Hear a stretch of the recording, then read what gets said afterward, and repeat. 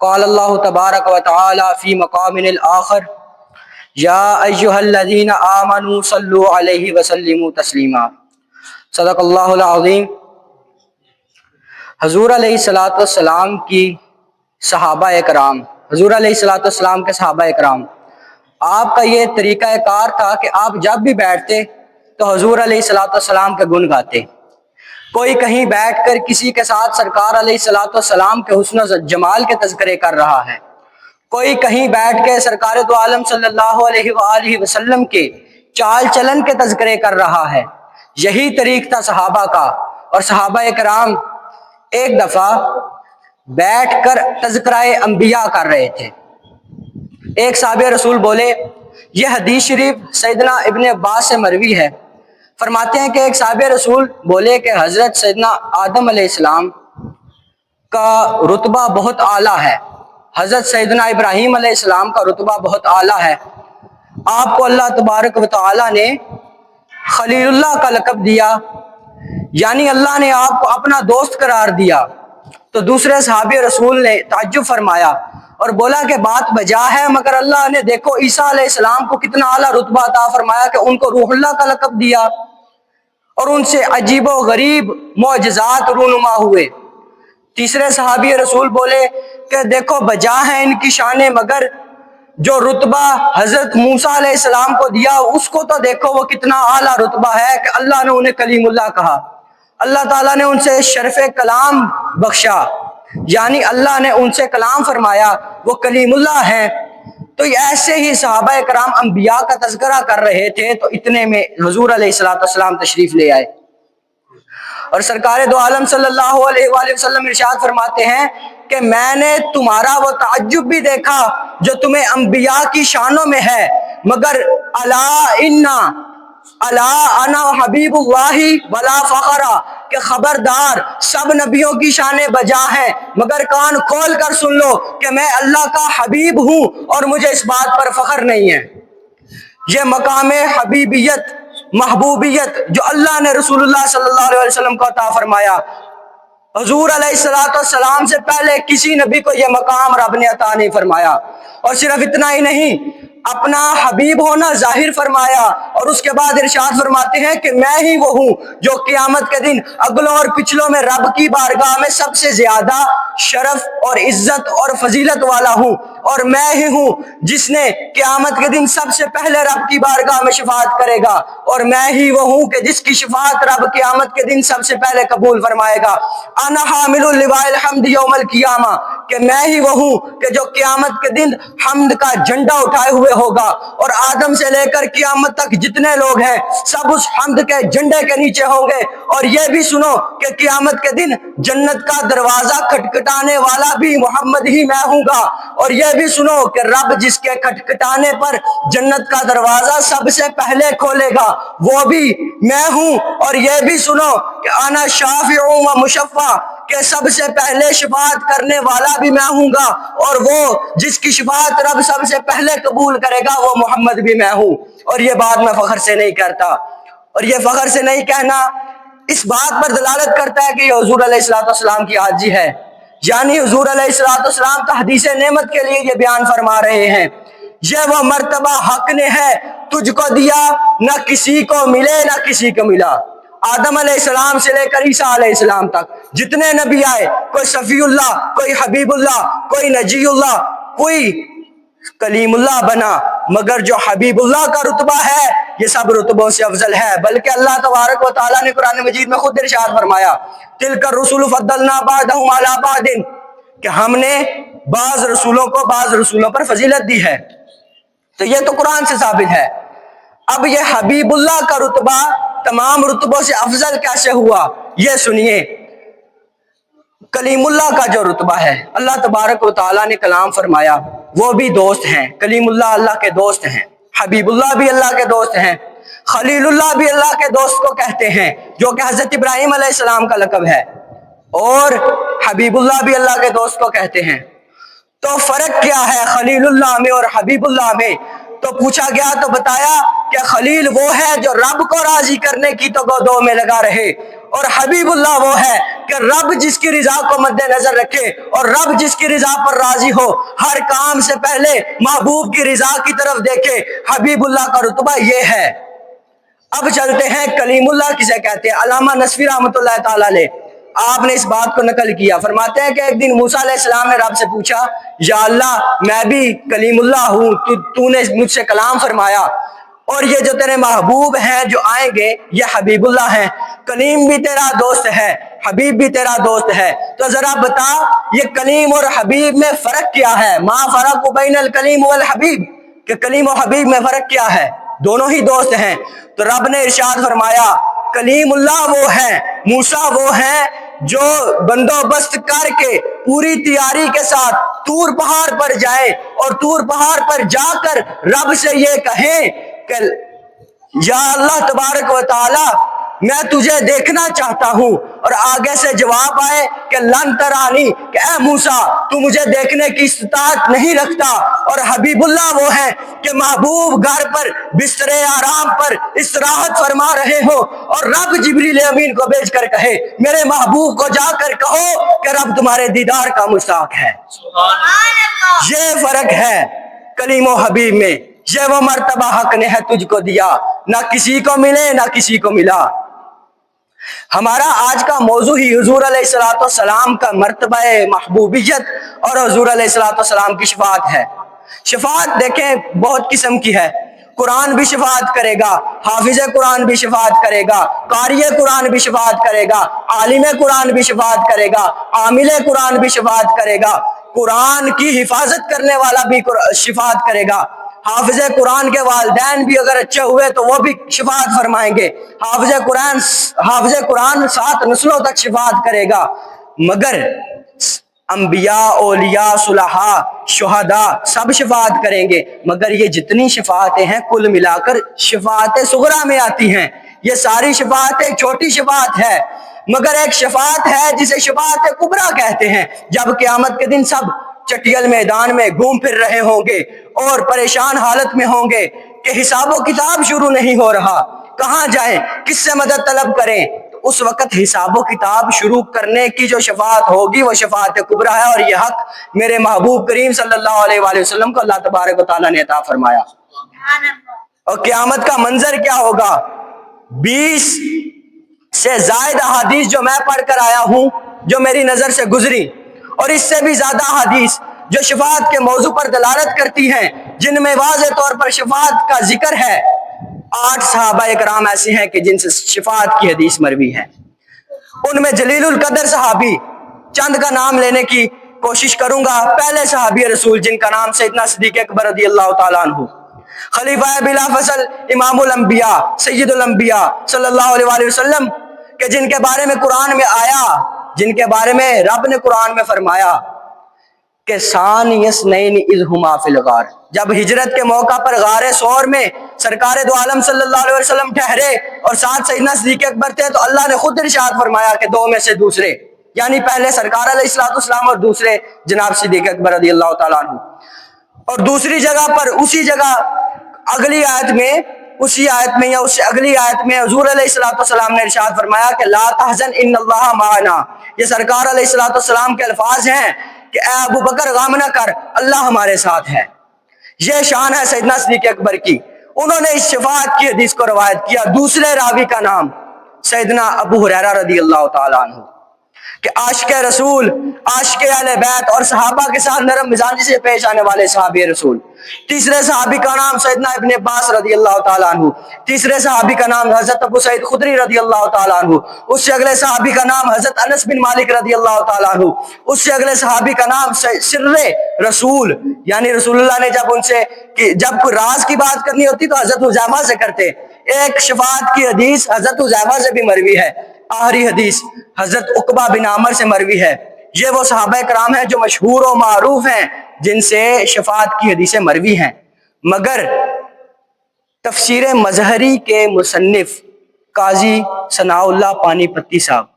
انہوں نے لکھا کہ شفاعت کی حدیثیں 27 صحابہ کرام سے مروی ہیں۔ اور علامہ جلال الدین سیوطی رحمۃ اللہ تعالی علیہ فرماتے ہیں کہ جو شفاعت کی حدیثوں کا انکار کرے یا ان میں شک کرے وہ بندہ بد مذہب،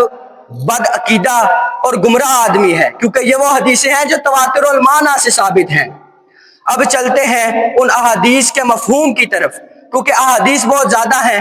اور علماء کرام نے ان احادیث کا اکٹھا کیا، احاطہ کیا اور ان کو آسان اردو ترجمہ اور مفہوم میں بیان کیا، اس قیامت کے منظر میں، اور قیامت کے دن شفاعت کیسے ہوگی، شفاعت کبریٰ کیسے ہوگی۔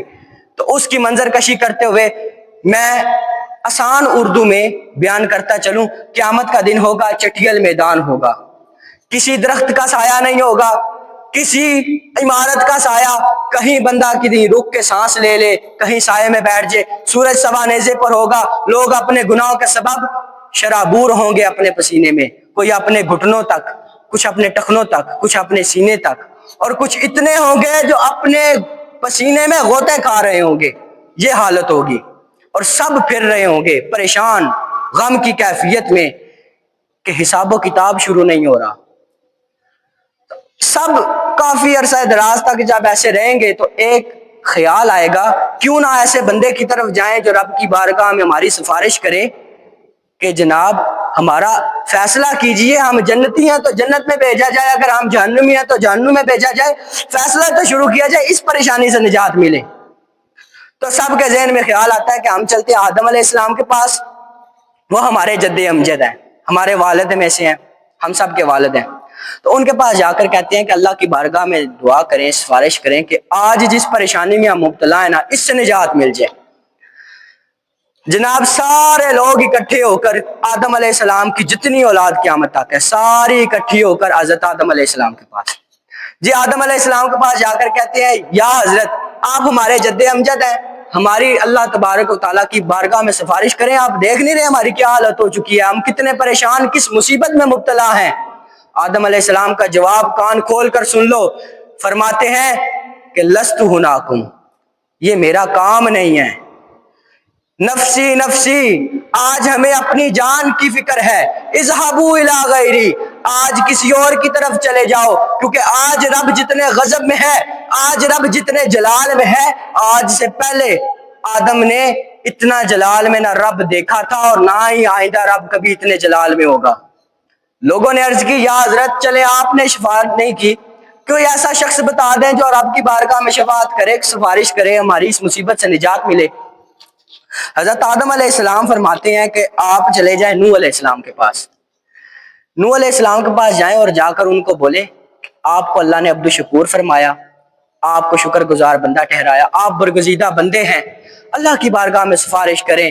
کہ کوئی اس مصیبت سے چھٹکارا ملے۔ ساری دنیا کے بندے آدم علیہ السلام سے جا کر نوح علیہ السلام کے پاس گئے اور جا کر وہی کلمات دہرائے جو آدم علیہ السلام نے بتائے کہ یا حضرت ہم اس مصیبت میں پھنس چکے ہیں، آپ عبد الشکور ہیں، اللہ کے شکر گزار بندے، برگزیدہ بندے، کوئی اس مصیبت سے نجات دلوا دے، رب سے شفاعت کر دیں۔ حضرت نوح علیہ السلام کا بھی جواب یہی تھا، لست ہناکم، اے میرا کام نہیں ہے، اذهبوا الی غیری، آج کسی اور کی طرف جاؤ، کیونکہ نفسی نفسی، آج نوح کو بھی اپنی جان کی فکر ہے کہ رب اتنے غصے میں آج سے پہلے کبھی نہیں دیکھا اور نہ آج کے بعد کبھی دیکھے گا۔ لوگوں نے عرض کی وہی بات دہرائی کہ یا حضرت چلے آپ نہیں کہہ رہے کہ اسی ایسے شخص کے پاس بھیجیں جو ہماری شفاعت کر دے رب کی بارگاہ میں، ہم بڑے پریشان ہیں، ہم کدھر جائیں، اس مصیبت میں پھنس چکے ہیں۔ حضرت نوح علیہ السلام کہیں گے کہ تم لوگ جاؤ حضرت ابراہیم علیہ السلام کے پاس، ان کو جا کر کہنا کہ آپ اللہ کے خلیل ہیں، دوست ہیں، رب کی بارگاہ میں شفاعت کیجئے، ہماری اس مسئلے کا حل نکالیں۔ ساری دنیا حضرت آدم علیہ السلام سے نوح علیہ السلام کی طرف، نوح علیہ السلام سے اب جائے گی حضرت ابراہیم علیہ السلام کے پاس۔ اب وہی کلمات دہرائے کہ آپ خلیل اللہ ہیں، رب کی بارگاہ میں شفاعت کیجئے۔ جی جناب ابراہیم علیہ السلام کی بارگاہ سے بھی یہی جواب ملا کہ لست ہناکم، اے ساڈے واسطہ کام نہیں، اذهبوا الی غیری، اج کسی اور کول جاؤ، نفسی نفسی، اج سانو اپنی جان دی فکر ہے۔ پھر انہوں نے عرض کیا یا ابراہیم علیہ السلام آپ کسی ایسے کے پاس بھیج دیں جو ہماری شفاعت کر دے، سفارش کر دے، کیونکہ آج رب اتنے غصے میں ہے کہ ہمیں ہمت نہیں ہے کہ کیسے بات کی جائے۔ حضرت ابراہیم علیہ السلام ارشاد فرمائیں گے موسیٰ علیہ السلام ہیں، ان کے پاس جاؤ۔ المختصر سارے گئے حضرت موسیٰ علیہ السلام کے پاس، جو کلمات حضرت ابراہیم علیہ السلام نے بتائے وہ جا کر کہے، عرض کی، ان کا بھی یہی جواب کہ لست ہناکم، میں دیواتے ہے ہی نہیں، اذهبوا الی غیری، کسی اور کے پاس جاؤ۔ جناب وہاں سے کچھ کلمات سیکھے، انہوں نے پوچھا کس کے پاس جائیں، انہوں نے کہا عیسیٰ علیہ السلام کے پاس جاؤ۔ اچھا عیسیٰ علیہ السلام کے پاس گئے، ان کا بھی یہی جواب، کچھ کلمات سیکھ کر گئے، جا کر کہا آپ عیسیٰ روح اللہ ہیں، اللہ تبارک و تعالیٰ کے برگزیدہ بندے ہیں، آپ ہماری شفاعت کیجئے۔ جواب وہاں سے بھی یہی ملا کہ لست ہناکم، یہ ہمارا کام نہیں ہے، نفسی نفسی۔ آج عیسیٰ علیہ السلام کو بھی آج اپنی جان کی فکر ہے، اذهبوا الی غیری، آج جاؤ کسی اور کی طرف۔ پوچھیں گے یا حضرت آج کس کے پاس جائیں؟ عیسیٰ علیہ السلام کہتے ہیں کہ دیکھو سارے نبی آج نفسی نفسی کر رہے ہیں، آدم سے لے کر سوائے ایک نبی ہے اس کے علاوہ باقی سارے پریشان ہیں۔ ایک نبی ایسا ہے جو مطمئن ہو کر آج میدان محشر میں ہے، اسے کسی چیز کی فکر نہیں، وہ اطمینان اور پر اطمینان ہے۔ آج اس کے پاس جاؤ۔ جناب حضرت عیسیٰ علیہ السلام فرماتے ہیں کہ سرکار دو عالم صلی اللہ علیہ وسلم کے پاس جاؤ، محمد الرسول اللہ صلی اللہ علیہ وسلم کے پاس، ان کو جا کر بولو، عرض کرو کہ حضور آپ رسول اللہ کے حبیب ہیں، شفاعت کیجئے، ہم بڑے سخت مسئلے میں پھنسے ہیں۔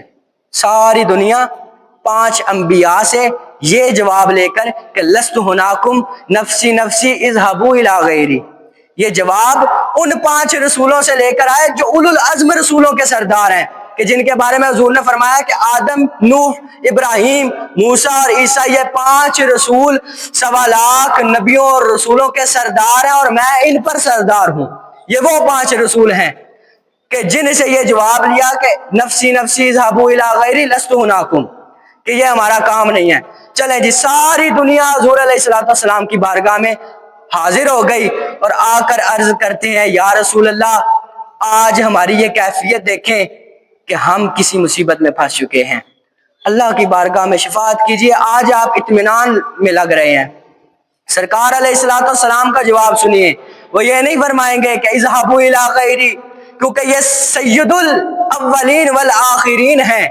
کہ جن کے دست اقدس پر تمام انبیاء نے بیعت کی، یہ وہ ہیں۔ انہوں نے یہ نہیں فرمایا کہ نفسی نفسی، اذهبوا الی غیری، لست ہناکم۔ سرکار فرمائیں گے کہ انا رہا، کہ میں تو اسی کام کے لیے ہوں، میں ہی آپ کی شفاعت کروں گا۔ پھر سرکار علیہ السلام وہ آیت مبارکہ شروع میں پڑھنے کا شرف حاصل ہوا، عسیٰ ان یبعث ربک مقاما محمودا، کہ ان قریب وہ وقت دور نہیں ہے کہ آپ کا رب آپ کو مقام محمود پر فائز کرے گا۔ صحابہ نے پوچھا یا رسول اللہ مقام محمود کیا ہے؟ تو جناب کریم صلی اللہ علیہ وسلم نے ارشاد فرمایا مقام محمود هو الشفاعت، کہ وہ شفاعت ہے۔ تو چلیے سرکار دو عالم صلی اللہ علیہ وسلم براق پر بیٹھ کے مقام محمود پر فائز ہوں گے، وہاں پر جا کر سجدہ کریں گے۔ ایک سجدے میں وہ رب جو جلال اور غضب کے کیفیت میں تھا، جلال سے جمال میں کیفیت بدل جائے گی اور فرمائے گا یا محمد ارفع راسک، اے محمد اپنے سر کو اٹھائیے، آج کہیے آپ کی سنی جائے گی، آج جو کہیں گے ہو جائے گا، آج جس کی شفاعت کریں گے اس کی شفاعت ہوگی۔ یا محمد، آج آپ جس کی شفاعت کریں گے اس کی شفاعت قبول ہوگی، آج جو کہیں گے آج ہوگا۔ تو سرکار دو عالم صلی اللہ علیہ وسلم ارشاد فرمائیں گے یا اللہ دنیا میں نا تو نے جبریل امین کو بھیجا اور بھیج کر ایک وعدہ فرمایا تھا، کیا وَلَا سَوْفَ يُعْطِيكَ رَبُّكَ فَتَرْضَىٰ، ان قریب آپ کا رب آپ کو اتنا دے گا، اتنا دے گا، اتنا دے گا کہ آپ راضی ہو جائیں گے۔ سرکار فرمائیں گے کہ یا اللہ آج وہ وعدہ قبول کر، آج وہ وعدہ پورا کرنے کا دن ہے۔ اللہ تبارک و تعالیٰ فرمائے گا جسے چاہو بخشوا کر جنت میں لے جاؤ۔